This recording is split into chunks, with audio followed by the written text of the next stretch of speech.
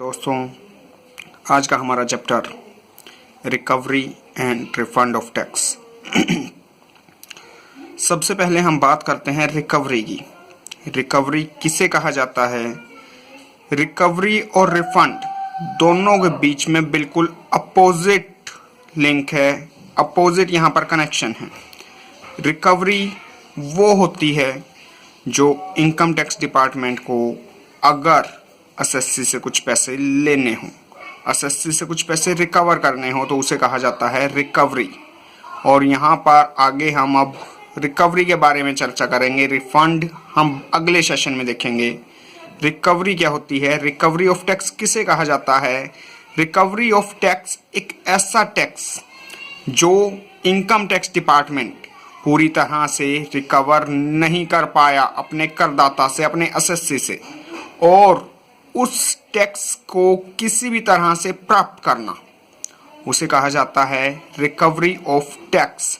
और we can say a refund of tax from the point of view of the income tax department. Income tax department की तरफ से हम इसको refund भी बोल सकते हैं, टैक्स का रिफंड। अब अगर हम बात करें व्हेन टैक्स पेबल, टैक्स कब पेबल होगा? इनकम टैक्स डिपार्टमेंट या इनकम टैक्स ऑफिसर, जिसको हम असेसिंग ऑफिसर कह सकते हैं, वो 30 दिनों का एक नोटिस बना के इनकम टैक्स एसएससी को भेजेगा। जो भी हमारा एसएससी है, हमें उससे जितनी अमाउंट लेनी है, जितने पैसे लेने हैं, जितना टैक्स, इंटरेस्ट, पेनल्टी जो भी लेना है, हम एक नोटिस बनाएंगे और उस नोटिस में 30 दिनों का नॉर्मल टाइम हम मेंशन करेंगे और 30 दिनों का करदाता को टाइम दिया जाएगा कि 30 दिनों के अंदर अंदर वो अपने टैक्स की पेमेंट कर दे। बट कुछ स्पेशल केसेस में असेसिंग ऑफिसर इस टाइम को कम या ज़्यादा कर सकता है। वो 30 दिनों से कम का टाइम कर सकता है, बट सिर्फ जॉइंट कमिश्नर या अबाव अथॉरिटीज़ की परमिशन लेकर। इसके अलावा अगर हमारा जो दिन दिया गया है उस दिन नेशनल हॉलिडे है, बैंक हॉलिडे है, तो उससे अगले वर्किंग डे को ही हमारी पेमेंट का दिन माना जाएगा। अगर हम आगे बात करें पेमेंट ऑफ इंटरेस्ट, अगर इन दिए हुए दिनों में नॉर्मल जो 30 दिन दिए हैं उनमें भी अगर करदाता, उनमें भी अगर एसएससी अपने टैक्स को पे नहीं करता, तो उसके ऊपर इंटरेस्ट लगाया जाएगा, वो भी 1% पर मंथ या पार्ट ऑफ द मंथ की रेट से। इंटरेस्ट हमेशा सिंपल इंटरेस्ट होगा, कभी भी कंपाउंड इंटरेस्ट नहीं लगेगा। लेकिन असेसिंग ऑफिसर या उससे ऊपर की जो अथॉरिटी हैं, वो अगर चाहें तो इस इंटरेस्ट को कम या माफ कर सकती हैं, बट सिर्फ उस कंडीशन पर अगर हमारा करदाता ये साबित कर दे कि जो देरी हुई है टैक्स पे करने में वो जानबूझकर नहीं की गई है, वो किसी न किसी कारण से हुई है, तो उस केस में उसके इंटरेस्ट को कम या माफ किया जा सकता है।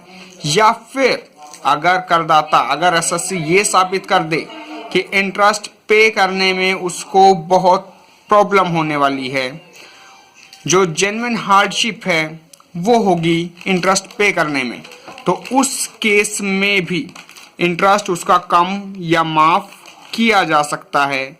या फिर एसएससी आगे होने वाली कार्रवाई में हमारे असेसिंग ऑफिसर का पूरी तरह से साथ दे या देने का वादा करे, तो भी उसके इंटरेस्ट को कम या माफ किया जा सकता है।